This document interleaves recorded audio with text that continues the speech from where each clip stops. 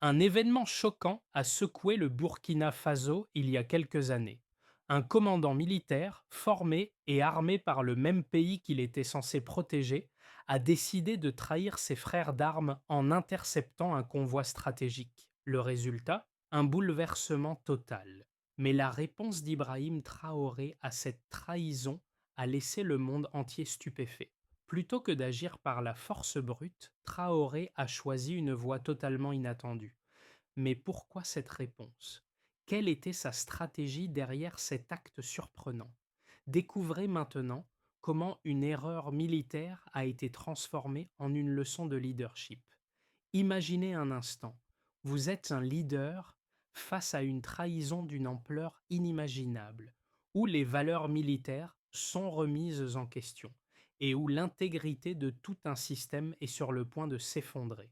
C'est exactement ce qu'Ibrahim Traoré a dû affronter. Au lieu de réagir avec une force démesurée, il a choisi une approche radicalement différente, prouvant que la stratégie peut parfois être plus puissante que la violence. En exposant une vérité cachée, il a non seulement maîtrisé la situation, mais a aussi redéfini ce qu'on attendait d'un leader dans une crise. Mais cela n'a pas été sans risque. Traoré savait que sa décision pourrait être perçue comme une faiblesse. Il a risqué sa crédibilité, la sécurité du pays et même la stabilité du gouvernement. Mais tout ceci faisait partie d'un plan plus vaste dont la réussite allait avoir des implications bien au-delà du Burkina Faso. Un mardi ordinaire à Ouagadougou, tout semblait comme d'habitude. Un convoi militaire empruntait la route N1, transportant du matériel essentiel pour les bases du nord du pays. Véhicules blindés, systèmes de communication, fournitures médicales. Rien de suspect. Mais à 7 heures du matin, lorsqu'il a traversé la région de Kaïa, une situation inattendue a bouleversé le plan. Le commandant chargé de l'escorte a ordonné l'arrêt du convoi, mais pas pour une inspection. Il a tourné les armes contre ses propres hommes. Personne n'était prêt pour une telle trahison. Certains ont cru à un exercice surprise, d'autres ont pensé à une attaque ennemie. Mais lorsque le commandant a pointé son arme sur ses propres soldats, la réalité a frappé. C'était une trahison pure et simple. Ce commandant, qui était un vétéran avec 15 ans d'expérience, n'était pas seul. Il avait autour de lui une vingtaine d'hommes loyaux, tous armés et prêts à prendre le contrôle du convoi. En quelques minutes, tout était sous leur emprise. Le matériel était confisqué, les soldats désarmés et les communications coupées. Pourtant, au lieu de se lancer immédiatement dans une réponse militaire, Traoré a pris une décision qui allait changer la donne. Il n'a pas envoyé des troupes d'élite pour récupérer le convoi, ni décréter un couvre-feu. Au lieu de cela, il a enregistré une simple vidéo et l'a diffusée à la nation. Dans cette vidéo, il a reconnu la trahison, confirmé que du matériel militaire avait été volé, mais a aussi posé une question déstabilisante. Pourquoi un homme formé et bien payé avec une vie confortable trahirait-il son pays? Ce n'était pas une simple question. C'était le début de l'exposé d'un réseau bien plus vaste de corruption et de trahison. Ibrahim Traoré a immédiatement compris que la situation était bien plus complexe qu'un simple incident isolé. Ce n'était pas juste un commandant qui avait dévié de la ligne. Il faisait partie d'un réseau plus large, un réseau d'officiers cooptés, payés par des promesses de luxe et de sécurité dans des paradis fiscaux. Traoré ne l'a pas simplement dénoncé, il a mis en lumière un problème systémique au sein de l'armée, révélant que cette trahison n'était pas un cas isolé, mais une partie d'un plan plus vaste, soutenu par des intérêts étrangers et des agents corrompus. Ce n'était plus juste une question de récupération d'un convoi. Il s'agissait d'une guerre de l'information, un jeu stratégique pour récupérer le contrôle moral et politique du pays. Au lieu d'augmenter les tensions en envoyant des forces militaires ou en recourant à des moyens extrêmes, il a pris la décision de laisser les réseaux sociaux jouer leur rôle. L'idée était de laisser la pression publique se construire.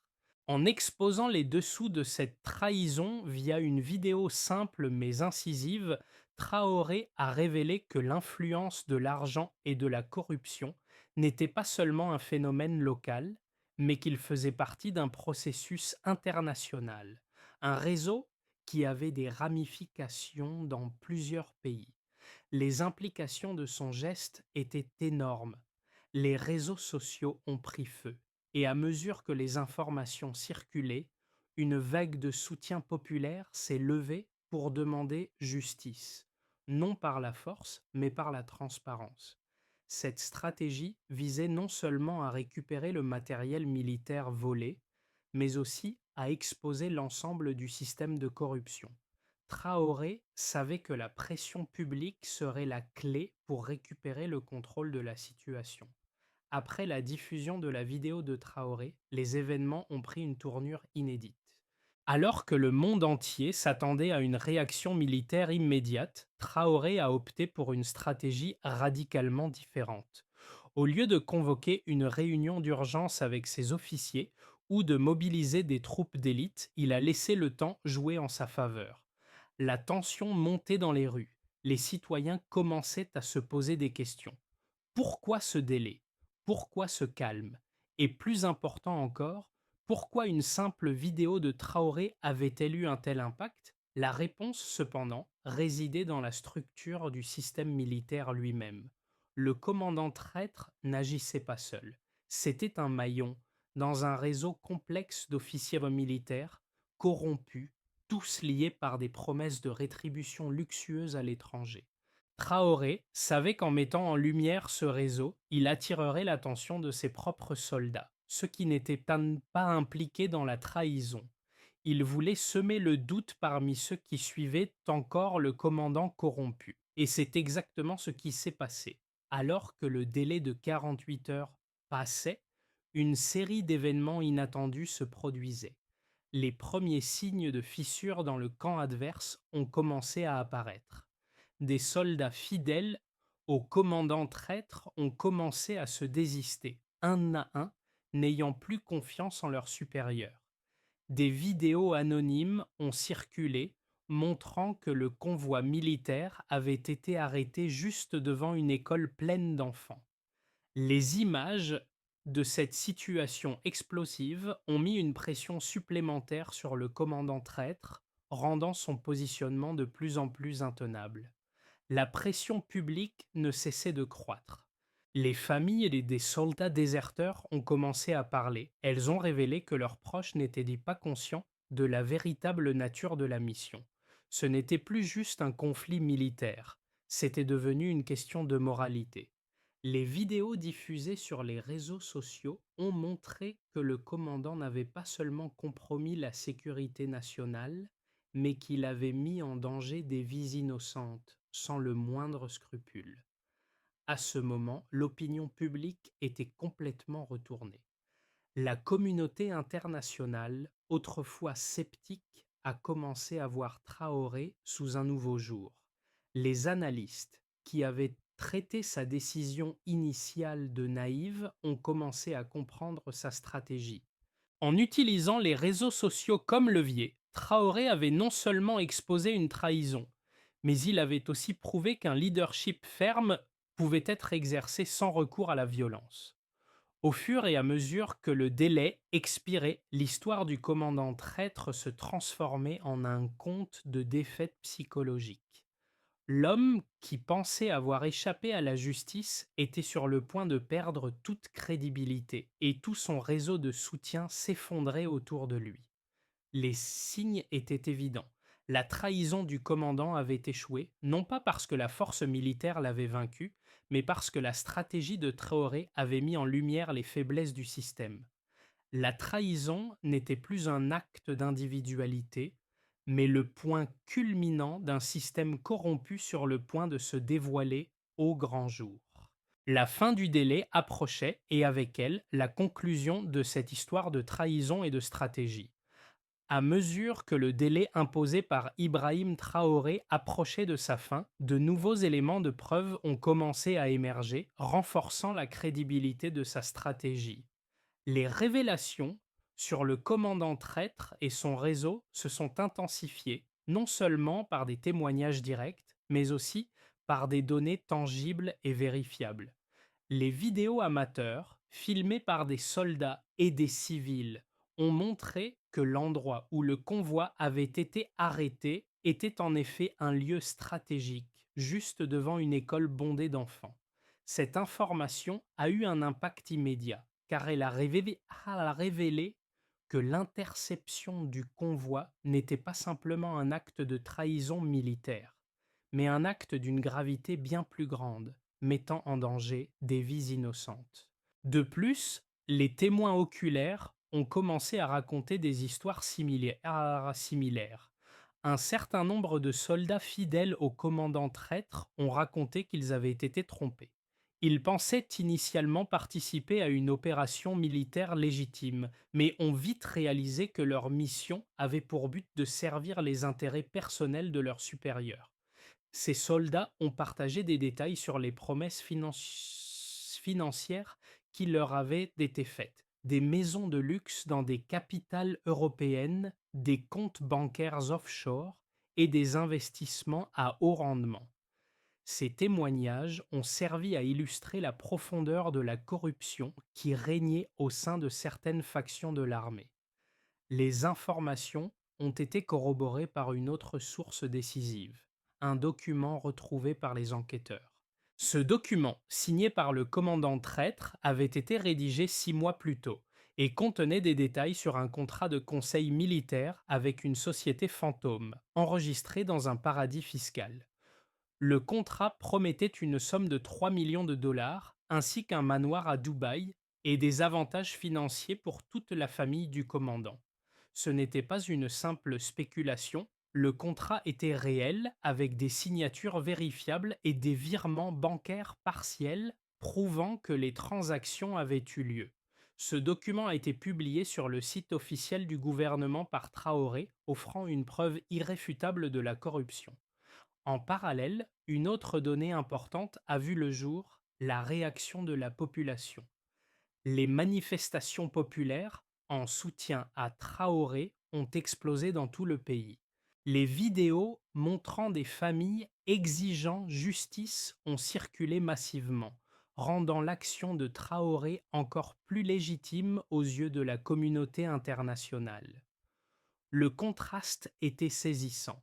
D'un côté, un groupe de militaires corrompus poursuivant leurs intérêts personnels, et de l'autre, un leader qui choisissait d'agir avec transparence et moralité, non pas par la force, mais en exposant la vérité au grand jour.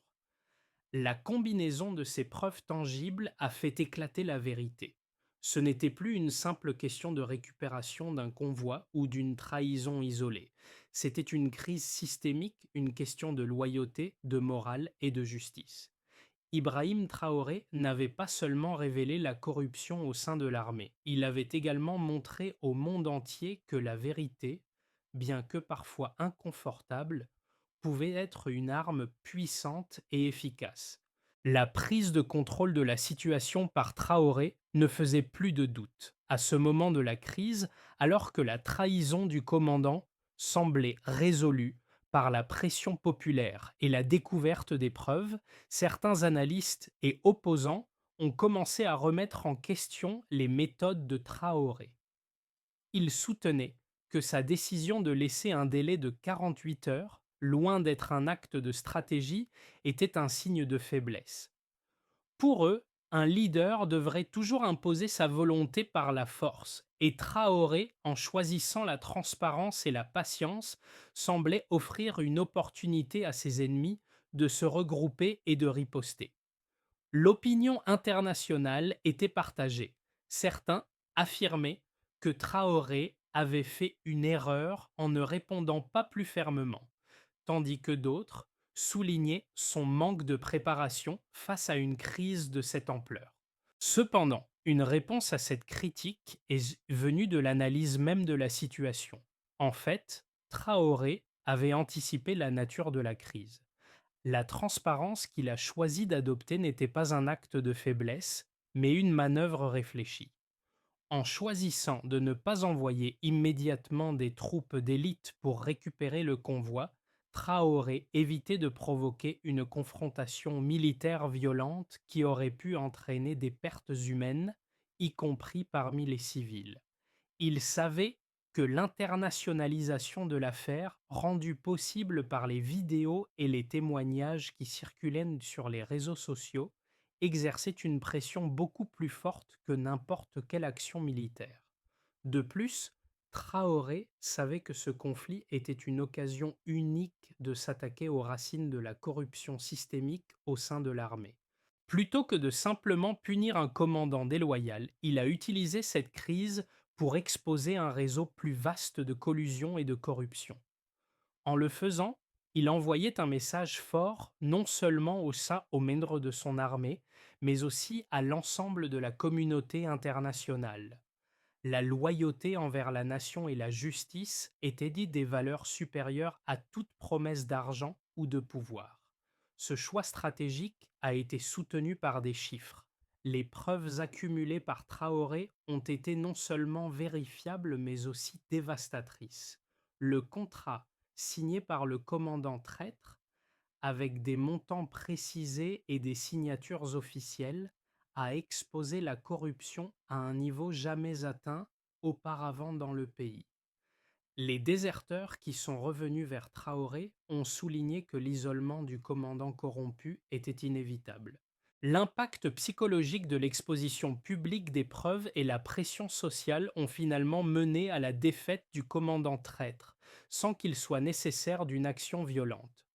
Traoré avait prouvé que le leadership ne se résumait pas à la force, mais à la capacité de manipuler l'information et les perceptions, de mettre en lumière les failles du système et de faire émerger la vérité. Au moment où la pression était à son comble, Ibrahim Traoré a choisi de donner un dernier coup stratégique, un retournement qui allait définir la suite de la crise. Au lieu de poursuivre le commandant traître sur le plan militaire ou de poursuivre une guerre d'usure avec la communauté internationale, il a opté pour une seule révélation. Une information cruciale a été rendue publique. Un document formel signé par le commandant corrompu qui liait sa trahison à une série de transactions financières douteuses et des promesses de profit à long terme. Ce document ne laissait aucun doute sur la nature de sa loyauté. Le commandant n'avait pas agi par idéologie, mais par cupidité. En quelques heures, le climat a changé radicalement. Les analyses de la situation, jusque-là partagées, ont convergé vers une vérité incontestable. Cette trahison n'était pas un simple acte isolé, mais le résultat d'un système défaillant qui exploitait les failles du pays. Traoré avait montré au monde entier qu'il ne s'agissait pas seulement de gérer une crise, mais de remettre en question les fondements mêmes de la stabilité du Burkina Faso. À partir de ce moment-là, il n'y avait plus de place pour la confusion. Traoré avait ouvert la voie à une solution pacifique tout en brisant le pouvoir du réseau corrompu. Et tout cela sans faire couler une goutte de sang. Les conséquences de la décision de Traoré se sont rapidement matérialisées, non seulement sur le plan militaire, mais également au niveau politique et social. La réaction internationale a été surprenante. Beaucoup d'observateurs ont salué la manière dont Traoré avait géré la crise sans recourir à la violence. Des analystes de sécurité et des experts militaires ont reconnu la pertinence de sa décision, estimant que l'utilisation de la force aurait pu avoir des répercussions dévastatrices, tant sur le plan humain que sur la stabilité du pays. L'image d'un Burkina Faso capable de se gouverner sans recours à des solutions brutales est devenue un modèle de gouvernance en période de crise. Mais les effets de cette gestion non violente ont aussi été ressentis dans la société burkinabé. Les manifestations populaires en soutien à Traoré se sont multipliées et la confiance dans le gouvernement a atteint des niveaux inédits. Les citoyens, qui avaient initialement craint l'effondrement de l'État, ont vu en Traoré un leader capable de prendre des décisions difficiles mais nécessaires pour préserver l'intégrité de la nation. Le pays autrefois minés par la corruption et l'instabilité, commençaient à envisager un avenir plus serein. Sur le plan militaire, la situation a également pris une tournure favorable pour Traoré. Les soldats, qui avaient été fidèles au commandant traître, ont commencé à comprendre l'ampleur de leur propre trahison. En prenant connaissance des preuves tangibles de la corruption au sein de l'armée, nombre d'entre eux ont décidé de revenir sur leur loyauté envers le commandant déchu et ont rejoint les rangs de Traoré. Cela a permis non seulement de réduire la pression sur les forces loyales au gouvernement, mais aussi de restaurer l'ordre au sein de l'armée. Les révélations ont également eu un impact sur les relations diplomatiques du Burkina Faso. Les nations voisines ont commencé à enquêter sur leur propre réseau militaire, suspectant la présence de schémas similaires de corruption.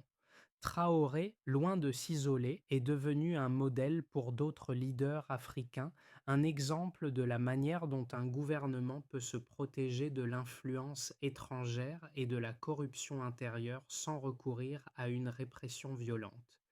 Les bénéfices sociaux de cette stratégie ont été tout aussi notables.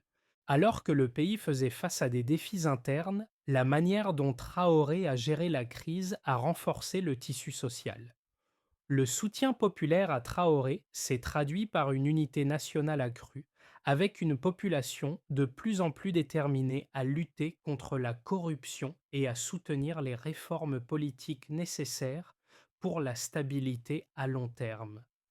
À mesure que le Burkina Faso commençait à se stabiliser sous la direction d'Ibrahim Traoré, trois trajectoires possibles se dessinaient pour les 6 à 12 mois suivants. Tout dépendrait de la façon dont le gouvernement gérerait les répercussions de la crise et de la capacité de Traoré à maintenir l'unité nationale tout en réformant en profondeur le système militaire et politique. D'abord, l'hypothèse la plus favorable, une consolidation progressive de l'autorité de Traoré. Si le soutien populaire se maintient et si les réformes structurelles, notamment au sein de l'armée, sont menées avec transparence, le pays pourrait entrer dans une période plus stable.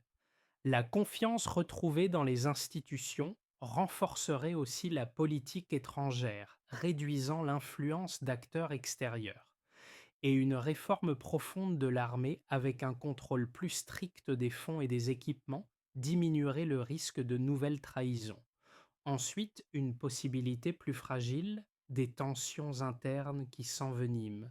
Si les réformes sont perçues comme trop radicales, ou si Traoré ne parvient pas à apaiser les rivalités entre factions militaires et politiques, des divisions pourraient ressurgir, jusqu'à des tentatives de coup d'État. Les alliances entre officiers corrompus pourraient escroquetement se reconstituer et l'instabilité redeviendrait une menace, d'autant plus que certains partenaires extérieurs pourraient hésiter à soutenir un pouvoir jugé incertain. Enfin, le risque le plus lourd, une pression internationale qui s'intensifie si la situation se dégrade rapidement. Des puissances extérieures pourraient chercher à rétablir l'ordre par des sanctions, des missions de maintien de la paix, ou même par une action destinée à renverser le régime. Même si Traoré a gagné en crédibilité, les équilibres géopolitiques en Afrique de l'Ouest pourraient mettre à l'épreuve la souveraineté du Burkina Faso. Dans ce contexte, la ligne de conduite la plus solide pour Traoré serait de renforcer les alliances internes, de mener des réformes politiques inclusives et de resserrer le contrôle militaire, tout en maintenant une transparence constante. C'est ainsi qu'il pourrait limiter les dérives et garder l'initiative. La crise au Burkina Faso a captivé l'attention internationale, mais au-delà de la politique et de la stratégie militaire, elle a également résonné profondément dans le cœur des citoyens. Ce n'était pas simplement un affrontement entre un gouvernement et une faction dissidente, c'était un test moral pour chaque Burkinabé, un test sur ce que signifie être loyal à son pays, à sa communauté et à ses valeurs fondamentales. Ibrahim Traoré a montré qu'il était possible de gouverner de manière ferme tout en restant fidèle à des principes de justice, de transparence et de dignité humaine. Les répercussions de cette crise ont dépassé les frontières du Burkina Faso. Alors que l'Afrique de l'Ouest et le reste du monde suivaient attentivement les événements, une question essentielle se posait. Qu'est-ce que cette situation dit de nous en tant qu'individus et société? Quel est le prix de la loyauté et de la vérité dans un monde où la corruption et les intérêts personnels dominent souvent la scène politique? Le leadership de Traoré, basé sur la clarté morale et la gestion pacifique, nous rappelle que la force d'un pays ne réside pas uniquement dans sa capacité militaire, mais dans sa capacité à préserver les principes qui unissent ses citoyens. Pour les Burkinabés, cette crise était une occasion de redéfinir leur avenir. Ils avaient vu leur pays secoué, mais aussi vu un leader capable de transformer une situation catastrophique en une occasion de rédemption. Leur implication active dans le soutien à Traoré a été cruciale, montrant que la voix du peuple pouvait changer le cours des événements. La question que Traoré pose et à laquelle chacun doit répondre est la suivante. Sommes-nous prêts à défendre nos valeurs, même quand cela semble le plus difficile? La route vers la réconciliation et la stabilité pour le Burkina Faso ne sera pas simple. Ibrahim Traoré, après avoir traversé une crise qui a presque déstabilisé l'ensemble du pays, doit maintenant passer à l'étape suivante, celle de la reconstruction. Voici un chemin en plusieurs étapes qui pourrait assurer la consolidation du pouvoir, la réforme du système militaire et le renforcement de l'unité nationale. D'abord, la priorité doit être donnée à la réorganisation de l'armée pour éliminer les factions corrompues. Un audit complet des finances militaires et un contrôle strict des fonds doivent être mis en place.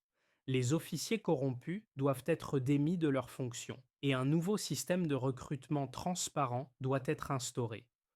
Une armée loyale à la nation et non à des intérêts personnels est cruciale pour la stabilité à long terme. Ensuite, Traoré doit encourager un dialogue inclusif qui inclut toutes les parties prenantes du pays, y compris les groupes civils, les leaders religieux et communautaires. Une commission pour la vérité et la réconciliation pourrait être créée afin d'établir une base solide de confiance entre le gouvernement et la population. Cela permettrait de traiter les divisions internes qui ont été exacerbées par la crise. Puis, des réformes politiques doivent suivre visant à établir des mécanismes de gouvernance transparents et responsables. La lutte contre la corruption doit être intensifiée et des politiques économiques qui favorisent la stabilité et la croissance durable doivent être mises en œuvre. Le soutien aux secteurs essentiels comme l'éducation et la santé renforcera le capital humain, un facteur clé pour l'avenir du pays. Enfin, Traoré doit renforcer les relations diplomatiques avec les voisins et les partenaires internationaux, tout en veillant à protéger la souveraineté du Burkina Faso. La coopération régionale en matière de sécurité et de développement sera essentielle pour prévenir de futures crises. Ce plan ne sera pas facile à mettre en œuvre, mais il est le seul moyen pour Traoré de garantir un avenir de paix et de prospérité pour le Burkina Faso. À travers cette crise, Ibrahim Traoré a prouvé qu'un leadership fort ne réside pas seulement dans la capacité à agir rapidement ou à déployer la force. Il a démontré que parfois, la véritable force réside dans la patience, la transparence et la quête inébranlable de la justice. En exposant la corruption au grand jour, il n'a pas seulement révélé un réseau de trahison, il a aussi mis en lumière ce qui fait la force d'une nation, sa capacité à se relever, à apprendre de ses erreurs et à construire un avenir plus juste. En rappelant au monde entier que le véritable pouvoir réside dans la loyauté et la vérité, Traoré a offert au peuple burkinabé une occasion de redéfinir leur propre avenir. Son message n'a pas seulement résonné au Burkina Faso, mais a également eu un écho dans d'autres nations qui se battent contre la corruption et l'injustice. Il a montré que, même dans les moments les plus sombres, il est toujours possible de choisir la lumière de la vérité pour guider la voie. La nation, comme le leader qui l'incarne, a traversé la tempête. Mais c'est maintenant à elle de choisir. Continuer sur cette voie de justice et de rédemption, ou tomber dans les pièges du passé. Le chemin du Burkina Faso est encore long, mais l'histoire qui se tisse sous la direction d'Ibrahim Traoré est celle d'un peuple qui refuse de se laisser dominer par la trahison et la corruption. C'est une nation qui se réinvente, une nation qui choisit de se tenir debout, guidée par la vérité et la justice. Mais cette transformation n'est pas l'œuvre d'un seul homme. C'est une aventure collective, un engagement de chaque Burkinabé pour bâtir un avenir meilleur. Alors, à vous qui suivez cette histoire, que ferez-vous? Comment, dans vos propres vies, pouvez-vous incarner ces principes de loyauté, de transparence et de justice? Le Burkina Faso a ouvert une voie, mais il appartient à chacun de nous de décider de la suivre et de contribuer à la construction de ce monde plus juste. C'est à vous de choisir le rôle que vous voulez jouer dans ce grand changement. La question reste posée, que ferez-vous pour faire une différence?